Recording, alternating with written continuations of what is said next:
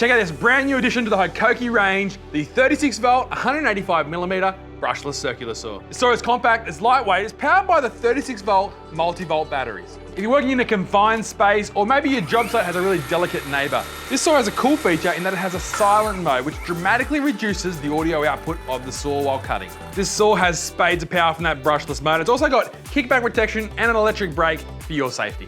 Max cutting depth, 62mm, 47mm if you bevel it at 45 degrees. Cutting guide is nice and open. The deck feels really solid. I feel like I had good vision and control while cutting. In terms of longevity, I didn't run it till it was flat, but I did make 8 passes through 3 sheets of yellow tongue, as well as about 20 cuts through solid timber. The battery was still showing 100%. All in all, very impressive, great saw. If you have any questions at all about this 185mm, 36 volt brushless circular saw from Hikoki, hit me up in that comment section below, and until next time, I'm Tim, you're watching Sydney Tools TV.